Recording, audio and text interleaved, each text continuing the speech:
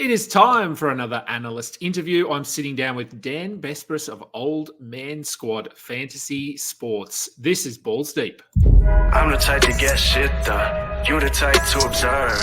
March Madness on my speakers, but today's November 23rd. Got something loud in the blunt, yeah. I don't say what I want, yeah. Probably somewhere sunny getting tan. Foreign women in the sun, yeah. That's all that I need. That's all that I need. That's all that I need. Got my brothers with me. Got my brothers with me and my mama's healthy. That's all that I need.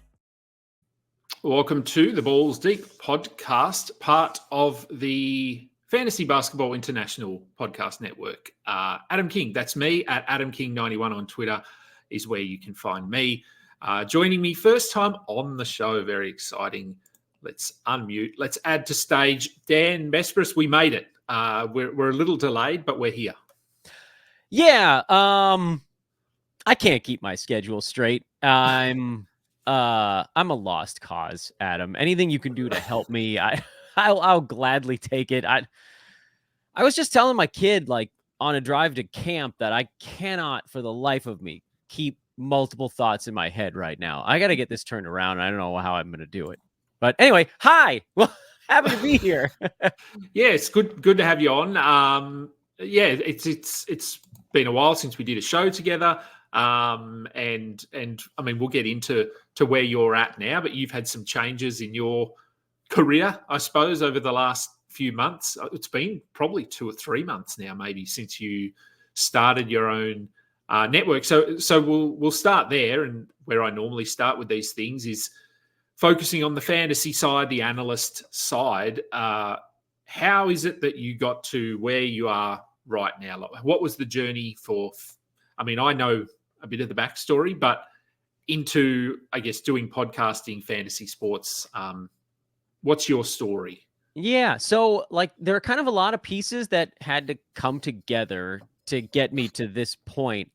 On the podcasting side, you could actually go all the way back to 2009 when I started a sports handicapping show called Today in Sports Betting. It was with pregame.com. And at the time, it was the only sports handicapping show that wasn't about selling picks. It wasn't a tout show. It was like, this is how you break down a game.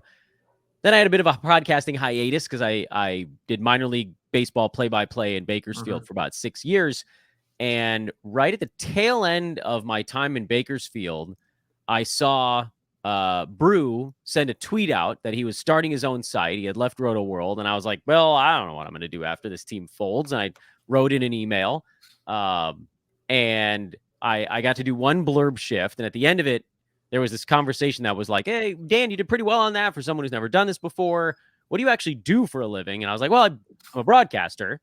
And then that was the sort of pivot point where it was, okay, at that point, it was hoop ball.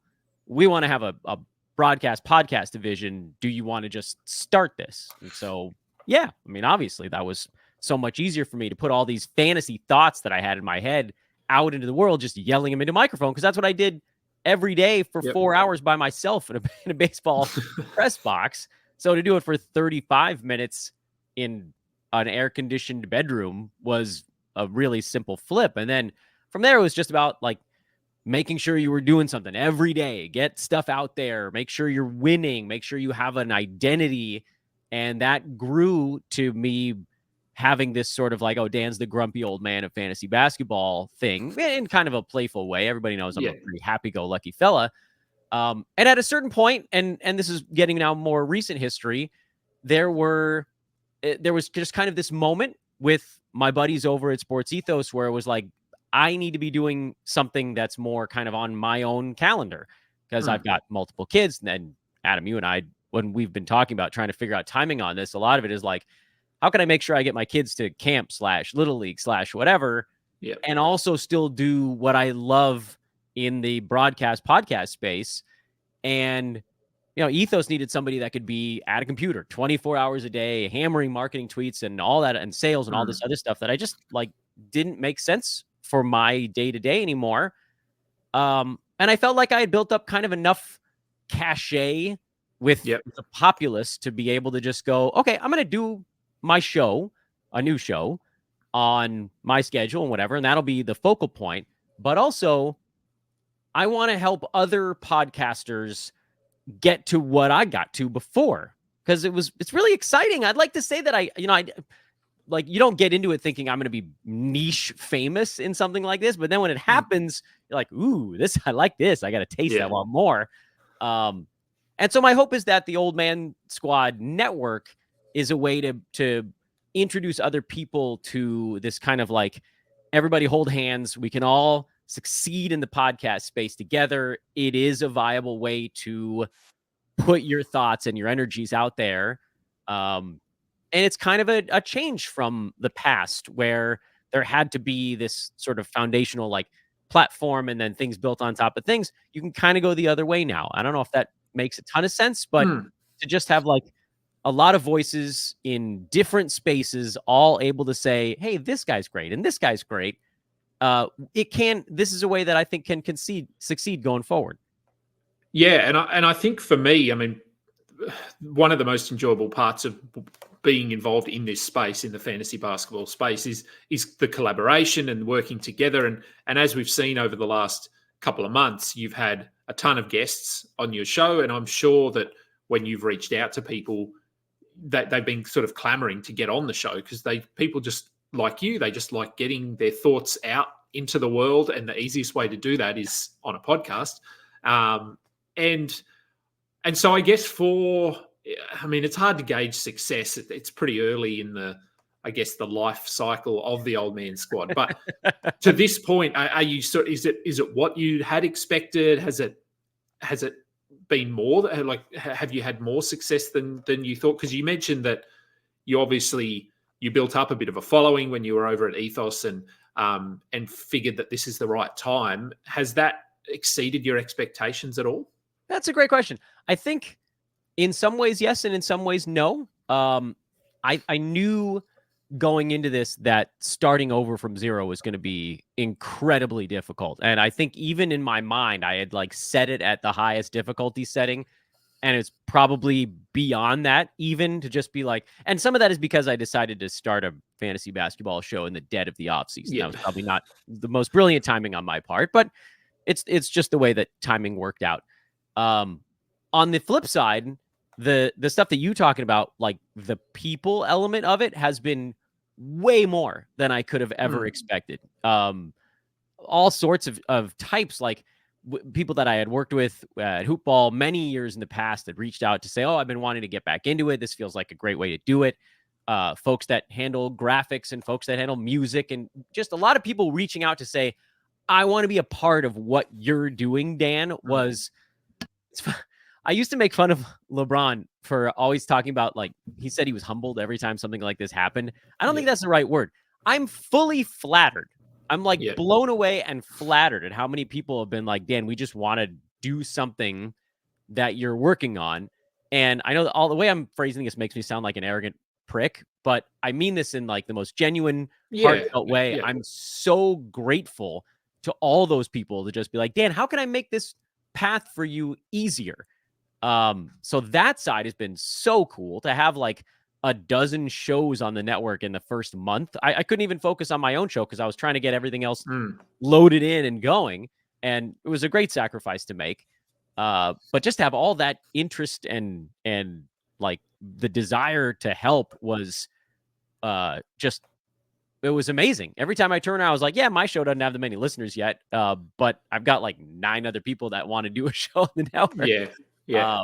It's really cool just to know that in some way, I guess, over the previous, 5-6 years or whatever, I created an impression on this person that was favorable. And which is good, because there are times over that stretch where I was like, man, I'm not being the kind of person to this human that I want to be. And people still wanted to help. So I guess the short answer to your question is a little of both, I guess. But you've obviously, traction picks up as the season gets closer. So that part is getting kind of easier by the week. But I'll tell you, like in June, when the finals were going and the season was really ending, and I was like, oh God, no one knows I exist yet. Oopsies, I miscalculated. I think maybe more of a calendar miscalculation than the other side.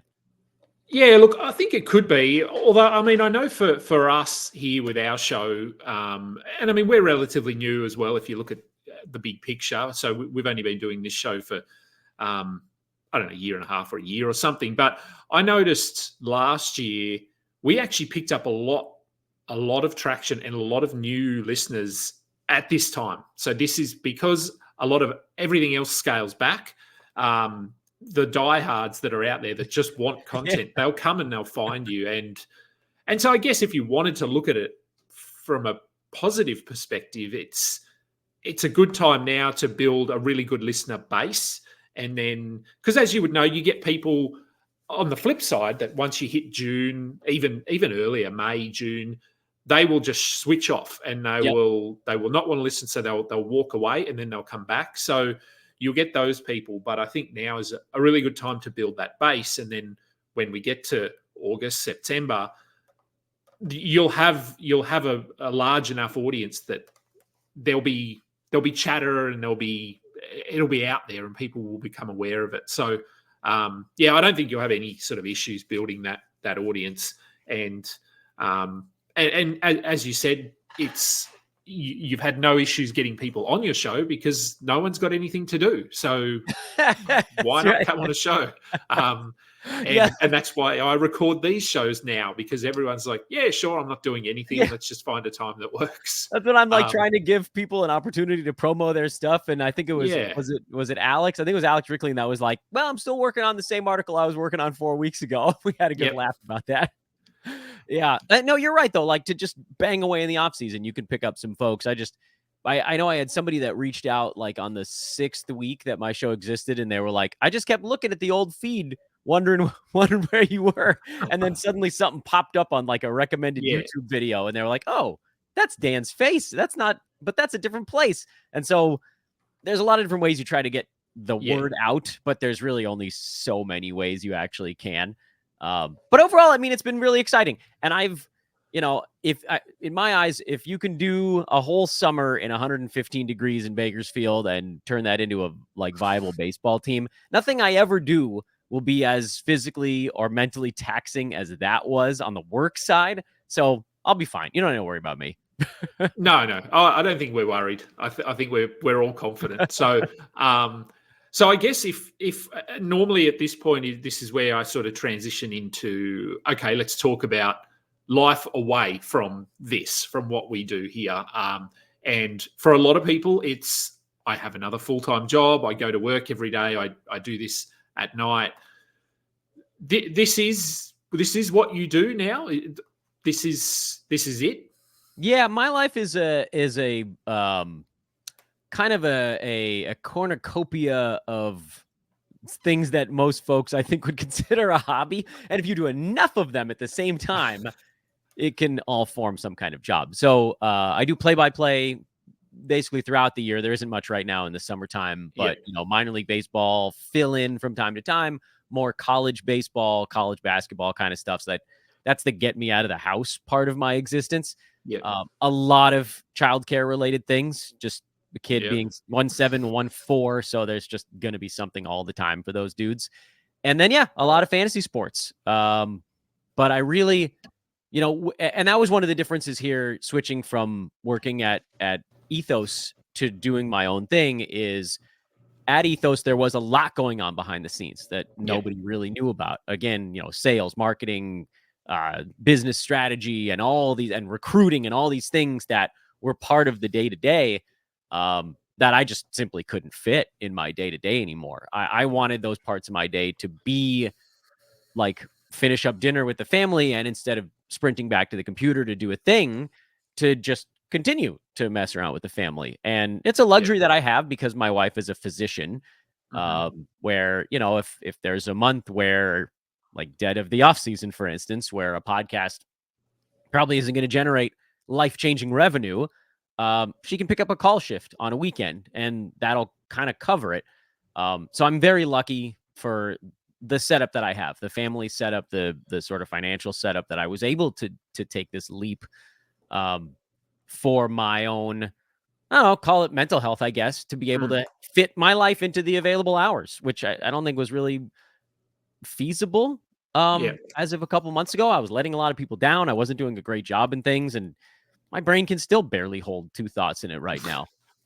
But yeah, I mean, this is the gig. This is the gig, and I remain extremely hopeful that I can keep it that way. Although there are, I already have the podcasts out there. I haven't done any episodes for them, but I do have plans to do more shows. Like I've been wanting to wear a Dodgers hat and a Dodgers shirt right now. I've been wanting to do a Dodgers show for a really long time. So that's probably something I'll do when the time permits. Lakers as well, just more LA sports type stuff.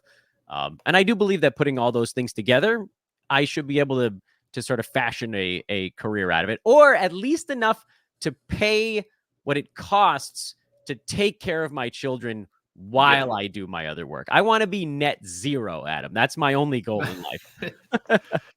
And look, I mean, I totally understand that, and it's, I mean, even, well, not that you've ever had this issue really, but even just, but I'm assuming your wife does have to physically leave the house and go to work. Yeah. She does. You don't. So that straight away takes away travel time. And in my mind, I've never been to LA. In my mind, it's just peak hour traffic all the time, and it's a slow drive, and it takes time. So just that alone, that saves you an hour, 2 hours a day, and your kids. I mean, we'll transition into family now, and you. I mean, anyone that follows you is probably aware that you have two boys. I would say. I'm not subtle about it. No. So, but they're getting bigger, and they're out doing things, and Little League is a big one. We spoke about that before I came on the air, and that's soaking up a bit of your time at the moment.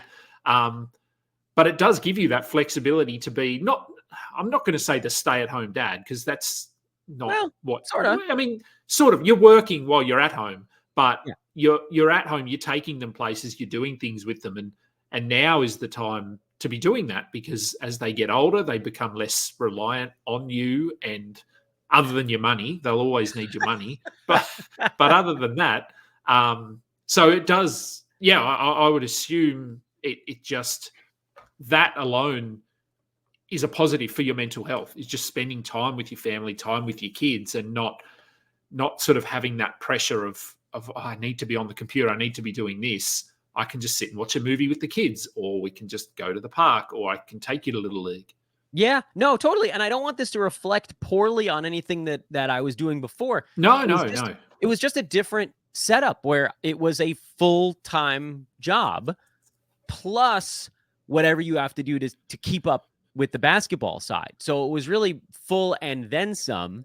And for me, I call it Jewish guilt on myself or something like that. I don't know. But when I'm not putting my whole rear end into something, I start to feel guilty about it. And it hit a point where I simply couldn't. So yes, for the mental health side of things, like if I didn't feel like I'm doing my best job at something, then it doesn't make sense for me to be doing it. And now I know that I can do my best on the things that I've elected to do, whether it's my show or a couple of shows and Kid 1 and Thing 2 and whatever else is going on.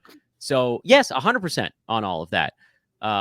Even if the kids drive me insane, 40 to 60% of the time, I'm not like thinking, oh, I wish I could be going and doing some work right now or something like that. It might just be like, you know what, just watch a cartoon for 11 minutes while daddy goes and screams into a pillow. And then I'll come back and we'll do something else. And like you and I were talking, my older son is on his Little League All-Star team, which I knew was going to be a lot. And I had no idea it was going to be this much. First of all, it's been like the best 2 months ever for my existence. I'm loving helping coach a Little League All-Star team.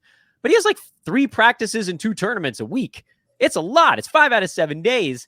There's no way I'd be able to keep up with a full-time job. Yeah. And just that, forgetting like setting up dinner. I prep dinner at home. That's part of the work at home dad thing. My wife doesn't get home from the hospital until about 6:15, 6:30.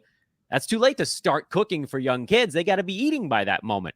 Yeah. So just the pieces together make a lot of sense for me right now. I am eternally grateful for everything that's happened to me and the stops I've had along the way to get me to this point, including pregame and Bakersfield and Visalia and Hoop Ball and Ethos and all that stuff. Yeah. And now I'm in a point where like it just makes a lot of sense. And you've experienced the kids grow up part of it. I haven't yet. And I'm sure at some point they're going to hit an age where they're like, all right, don't need dad anymore. Yeah. And at that point, maybe I do more full-time type of stuff. Maybe I get more into play-by-play again. I don't know. But right now, from a family work balance, I found a really cool moment, and I'm hoping that I can kind of grow it into something and we can all have some fun with it.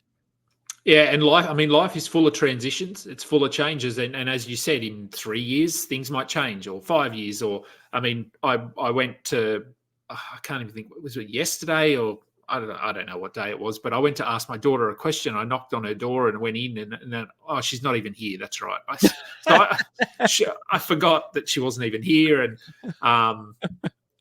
so they do become less reliant. But in saying that, they're still around, and kids. Every child is unique, as you would know. I mean, you've got two. I spoke with Rhett Bauer, I don't know, last week. He has 4 for some reason. He has 19 kids now. Yeah. I don't know. He was telling me off air just some of the just life, and it just. So did he tell you I don't want to tell his story. Did he tell his insane birth story of the last kid on the show? Did he? He may have. I don't want to do any spoilers or anything, but yeah, I'm. Oh, look, I mean, this show will be coming out after Rhett's, so. Oh, okay. So whatever's going on there, Rhett's got a hell of a story, and please, somebody, if it's not you, anybody else, just go ask him about it. He's had a crazy few months. But yeah, look, we do what we do, and there's actually quite a lot of analysts that have a lot of kids, and so it's probably. Maybe it's something about the lifestyle of working in fantasy sports, working from home, that allows you to have more kids. I don't know. 2's enough for me. Yeah, same. I'm not planning on having any more. So family obviously takes up time. Work takes up time. And it's hard to phrase this as what is your hobby, because as you've already said, and I've said multiple times, this is our hobby. Yeah, my career is my hobby. Any other things, though, that you enjoy doing that aren't family or fantasy sports related? I mean, I used to have hobbies. Does that count? I don't have them anymore. I was actually I may have a family member that wants to say hello here, so that may happen in a minute. No, that's fine. Theodore, do you want to say hi? One of my kids just got home from preschool. This is Theo. There he is. This is my little dude. There. Hello, you want to say something into the microphone, bud? We're just talking about Daddy's hobbies right now. I know that. You know that? What are your hobbies? What do you like to do?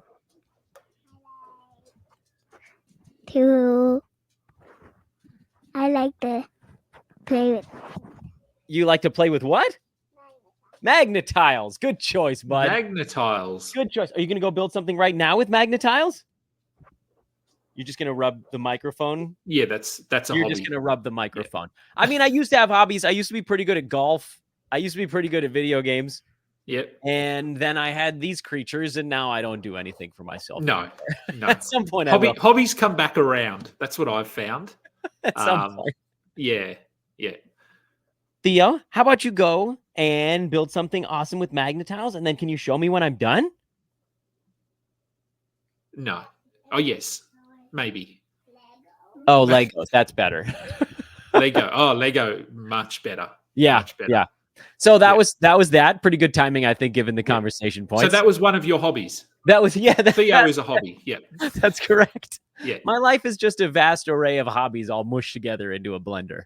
Yeah, it is. And I mean, also due to not having any free time, I'm assuming getting away, holiday, vacations, that sort of thing is tricky. But any favorite sort of spots, I guess, maybe from before you had kids, when you and your wife were able to get away together? Any highlights? Yeah. Hi, buddy. Go build something.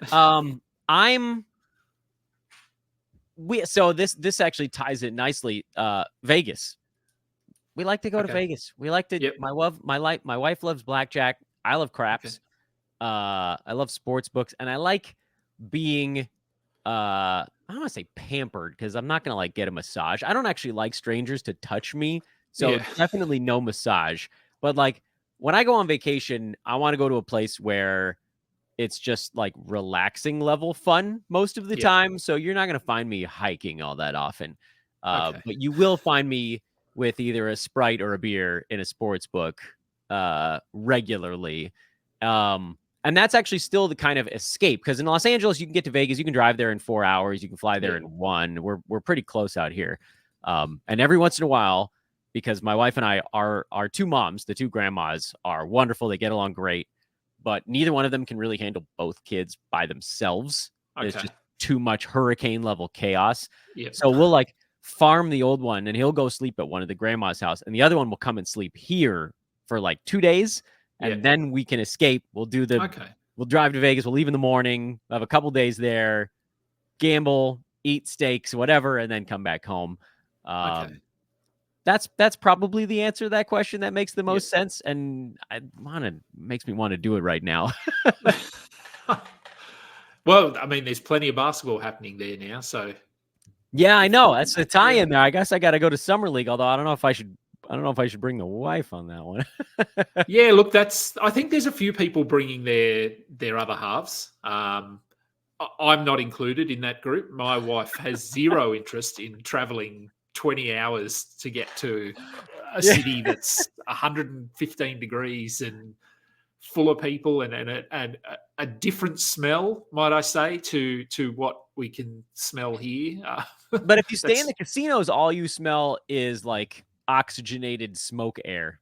Yeah, it is. It is. And my daughter might come with me. So there's, if we wanted to go down the path of kids growing up, it might be that my daughter comes with me. Because she will have just turned 18. The thing is, though, as I said, that means nothing in Las Vegas when you're 18. Nothing. So you're 2 years off still. Yeah, so I think that sort of shot down her dreams there of coming to Vegas and, hey, I'm an adult, I can do all these things. Well, no, you can't. So yeah, not there. You're not. No, so I don't know whether she'll come, but so holidays are food. Food is something that I really enjoy. Favorite foods? Is there a favorite, or is it just food in general? So you're going to get me on here talking about my 95-year-old Ashkenazi digestive system that like, yes. Oh yeah. So no lactose. No lactose. I am a fragile flower of a human being when it comes to digestive stuff. Although I think isn't one of the other fantasy analysts, doesn't someone have Crohn's? Mine is not that severe. I have what is known as extremely powerful IBS, and it's a wonderful life. I would 10 out of 10, strongly recommend. I love steak. I love meat. Luckily, to this point in my life, my body continues to digest that fine. Yep. I can't handle lactose. I can't handle caffeine. That makes mornings complicated. So I eat a Pop-Tart with a glass of orange juice to wake myself up in the morning, just like a straight sugar blast right to the veins. Yep. And it's been interesting, actually. So like for me, food isn't so much about what I love as what allows me to continue to just be an upright, like somewhat functional human being. I do really well with processed foods. I don't know why that is. Natural stuff. Maybe it's the fibers that tends to upset the apple cart more than let me tell you, let me regale you with the tale of Dan Besbris from days gone by. So I have in my life eaten a lot of fast food. Some of that's due to just because I think it's delicious, and some of that is because when you work for a minor league baseball team and you travel on the team bus, your options are limited to whatever's walking distance from a cruddy hotel or motel in some other city. Yeah. And generally those are fast food options. So, lesser of however many evils often brought me to like a Panda Express, because it's going to be really salty, but at least you can pick like a beef with broccoli kind of thing. And, and so every day, like 30 or 40 minutes before I would go on air, I'd get these intense stomach cramps and I couldn't figure out what was going on. It was the broccoli in the beef with broccoli. When I eliminated the only thing in my meal that appeared to have nutritional value, my stomach issues went away. Everybody that I talk to is just like, you need to eat more healthy. I'm like, believe me, I've tried that. It makes it 90 times worse. Yeah. So if I could, the answer to your question is a damn good steak would be at the top of the board. As far as like the sweet tooth, I like cookie cakes because I'm a child. I think cookie cakes are better than almost any other dessert out there. Let's see, what else would be the choice? I love ramen, like a really good ramen bowl, although I have some issues with some of the additions on that. So often I have to eat it without drinking the broth. People are going to feel really bad for me by the end of this episode. They are. You're going to get all these new followers because they just feel like, sorry for you. Sending me medical advice. Yeah, let's go with those. That's the you're not getting a short answer from me on anything though. No. And that's interesting with the broccoli because my wife also can't eat broccoli because she gets stomach pains. Really? But she loves steak. So there you go. Okay. So if she comes on the trip, we'll just go eat. You guys do whatever. She and I are going to get some meat, but no broccoli.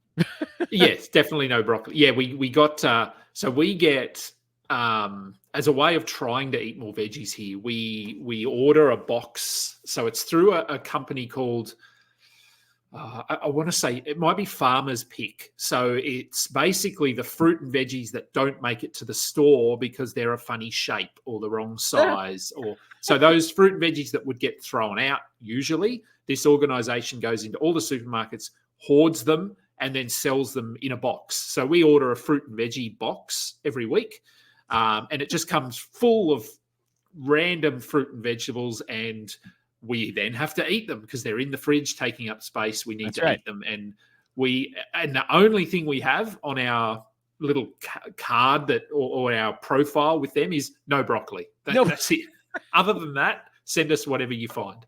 So we managed to get the kids to eat cucumbers sometimes here. And then if I basically like fry green beans in oil and lemon and salt, they'll eat that. They call them daddy green beans. I've probably blasted the nutritional value right out of them, but it's fine. The little kids aren't hypertensive yet, so they'll be fine. But that's interesting. I like the idea of funny shaped fruits and vegetables. Yeah. If I ever had like another mascot for a team, I would want it to just be like a goofy shaped veggie. Yeah. I've got a fridge full of them at the moment. So just like plenty to choose from. A squash that has a strange shape to it. Yeah. We got an eggplant. Oh no, what do you guys call it? Do you call it eggplant? Yeah, eggplant. Eggplant. Yeah. So my wife loves them. Yeah, so we like them, but we got one that was probably the size of a football in the box, and so we worked our way through that over about 4 nights. Meanwhile, we had 4 or 5 that were shaped like a really odd banana, very skinny, sort of curled around on themselves. They're still in the fridge, so I'm figuring out what to do with those. You need more fortitude to start on those eggplants. We do. Movies, TV shows. Something that I mean, is that something that both you and your wife enjoy? Do you enjoy watching TV together or anything? Because for me, it's not. My wife is not into TV. She's not into movies. Other than a few, she likes historical things and archaeological shows and that sort of thing. But you're a huge Seinfeld guy, right? Yeah, love Seinfeld. Yeah. I would say, and I mean this in less of a like, I want to grow up and be just like him, and more of a like, I think I'm already kind of him. Larry David is sort of like a personal idol. Yeah. Just for like the ability to say the crap we're all thinking, and then also just to be like a pleasant curmudgeon. That's what I want to be, a pleasant curmudgeon. I might already be a pleasant curmudgeon. So anything with Larry David, I'm good with. Wife does love TV and movies just like I do. The crossover for the two of us is typically like, what are we watching now? I don't know. We usually find something that we both like that we can keep going. Like we watched The Boys. That one's been awesome. We haven't started the new season because I wanted to wait until every episode was out. Yeah, I do the same. Binge through it. She's very mad at me that I've insisted on that because she wants to start the season, but I'm winning this battle. But like, you know, a good thing happened for me 10 probably years ago when I finally convinced her to watch a Marvel movie, and she loved it. And then we went back and we watched every single one of them. So we can do some of those things. Because when I go to a movie, I don't really want to feel too many things. That's more of an escape. It's a turn my brain off kind of experience for me. I like to feel, I like levity in my distractions in life because the real world is heavy enough. I don't need a movie to lay another anvil of that on top of me. She likes heavier stuff. So that's where we diverge. All of her shows that she watches by herself are like the deeper, thinky, make you feel sad or angry type of stuff. And then mine is usually the like, oh, he's obviously an idiot kind of selection, which is fine. I'm okay with that. You know, I liked all of the Adam Sandler movies when I was a kid. I have no problem admitting to this type of stuff. I like dumb garbage humor. I like stupid, and I'm okay with that. Again, I'm comfortable in my intellect to say that my choice in this stuff is generally kind of idiotic. Ace Ventura, I know you like, and loved it. That fits that mold exactly. Yeah, I was Ace Ventura for Halloween in 5th grade as an 11-year-old. I did the whole "maybe I'll give you a call sometime" speech at like a little Halloween party among friends. Oh yeah. And there was a grand prize at this little party of like a boat tour around San Pedro Harbor here in Southern California, and I won it probably because of that silly impression. The video of me doing that impression is in my bar mitzvah montage as well. So for all the young Hebrews out there, Ace Ventura, you know, Billy Madison, that type of stuff. But I don't know. I prefer the silly and the fun to the other half of it. But that doesn't necessarily preclude me from watching like, you know, a courtroom drama, not because it's not real. I don't want to like feel awful for the people in a movie that I'm watching. That's more where my cutout is. Yeah, and I think you'll find, which I'm finding now and over the last couple of years, is that you've obviously got your taste in movies, but having small kids means that a lot of the time the kids' shows are on and the things that you wouldn't sit down and watch yourself. But as they do get older, you are able to transition into watching things with them that you like. So my son and I, we watch Stranger Things together. We watch all of the Godzilla movies. The last one was so ridiculous. It was, and we loved it. And so that transition comes at some point, and that will happen. I mean, it may have started to happen with the Marvel movies. Get your kids into the Marvel movies, and then you've got so much to watch. Yep. I'm anxiously awaiting that. My oldest son, he got into video games for like a year, and I thought this is it. And then he lost interest in them to go play more sports. And I thought I probably should let him just go do the sports instead. Yeah. I don't want to like go, no, kid, you've had enough outside time. Come back, come hang out with daddy. We're gonna play a video game. It feels like bad parenting. I'll get him eventually. You will. All right, look, I think that covers most of it. So people now know who you are, and God help them. Maybe they're confused, maybe they're not. They should be. Old Man Squad. What's on the agenda for Old Man Squad leading into the season? Lots of shows. I have, and again, I gotta be careful in how I phrase everything, because everything you say, someone's watching and thinking you're trying to start something. I'm sure you've found that. I don't understand that phenomenon. I'm not. Whatever I say from this moment or forever is not trying to start something. Just being very honest.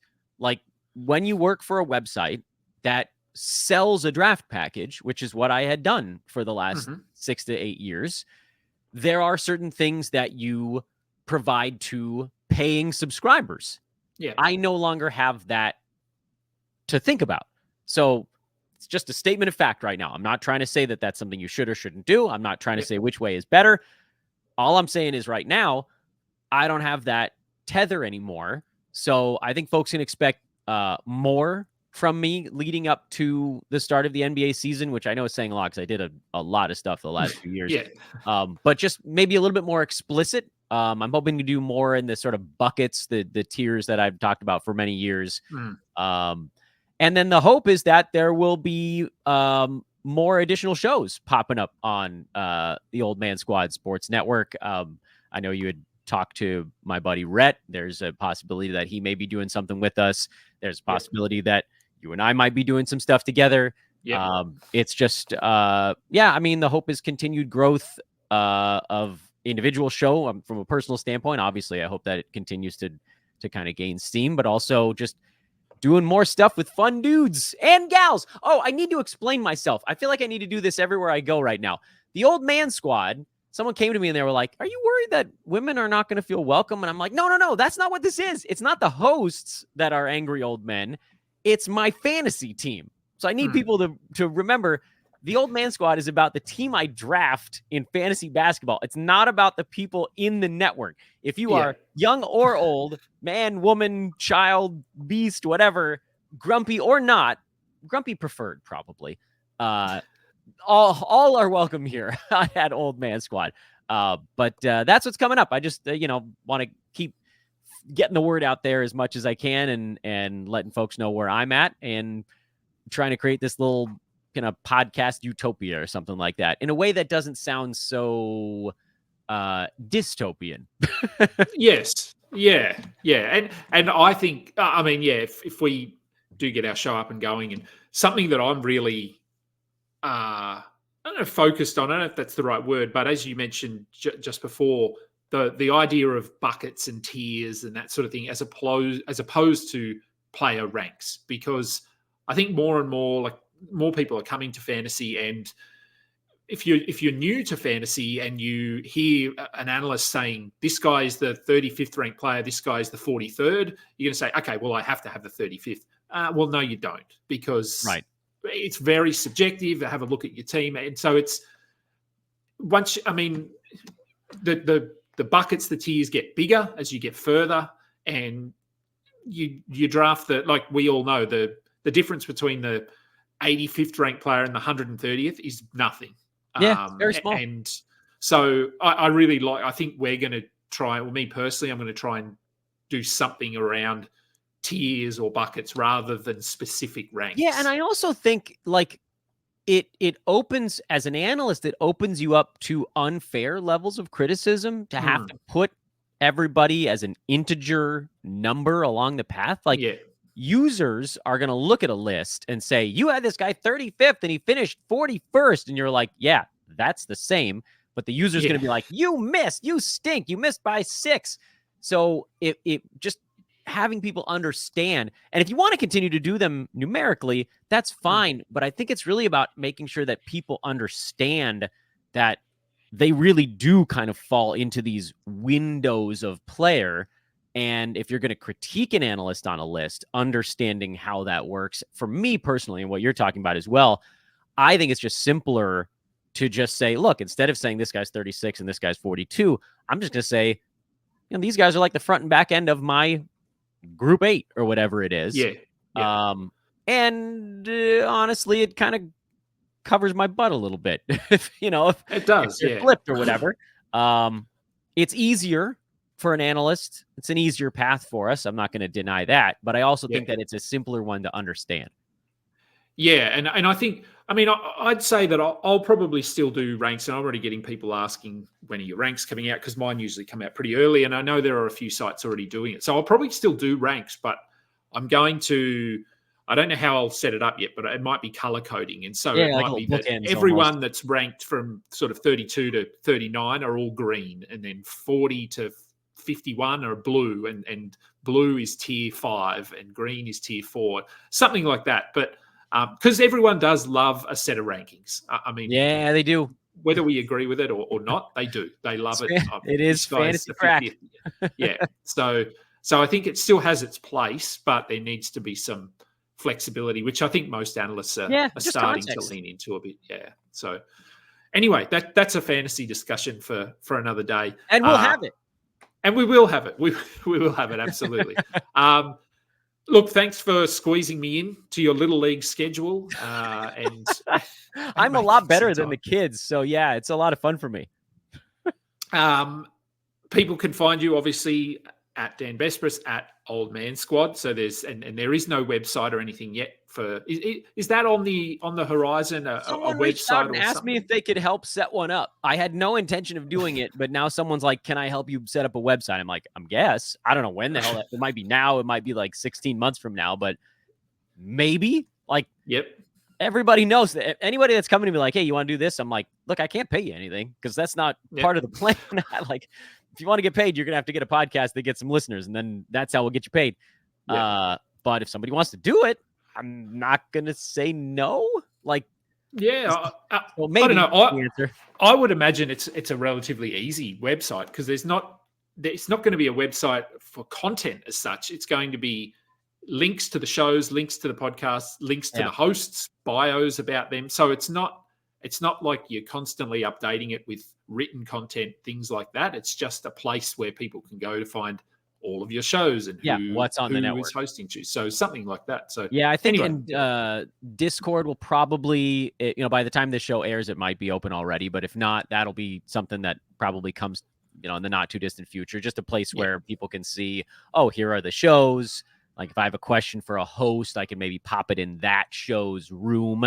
It's not going to be like a Q&A type of place, but just if anybody that's interested can just pop in and see what's up kind of thing. So that's also on the docket, but I don't know, everything on whatever schedule. I think once Little League's over, I'll probably get some of these things done quicker, but that again is why I'm doing my own thing now. Cause I got to be on schedule Dan these days. And it does take a lot of the pressure off. So thank you, by the way. Thank you, Kingy, for having me on. No. And again, thank you to everything that's happened to me to get me to this point. It's been amazing. I never in my wildest dreams that I think I'd be able to start a fantasy. I guess it's an everything network and an everything network. Yeah. Yeah. And here I am. It's sweet. It allows me to do stuff from home and see the kids. And so again, hoopball ethos, pregame, Bakersfield, Visalia, all that stuff. Roll it together and you've got this grumpy, fragile old man you see before you who can't eat lactose or broccoli. That's right. But I do have the Kirkland brand fast-acting lactase pills right here on the table. Oh, very handy. Yeah. By the bed. Right by the bed. That's right. Yeah. The Tums are like 5 steps away, though. I got to walk to get to those. Yeah. All right. Well, I'll let you go and get those if you need to and get back to the kids. I'm going to go and have some breakfast before I start work. Thanks, everyone, for listening today. Remember to like and subscribe. We're trying to build our brand as well, obviously. Head over to our Discord server. Our draft-only leagues are already open and filling up astronomically quickly. I actually have to get the link sent to me privately. Otherwise, if I wait until they're publicly released, I miss out. So they do fill very quickly. We'll have a lot of data from those as well. So, yes, thanks again for listening. And until next time, catch up.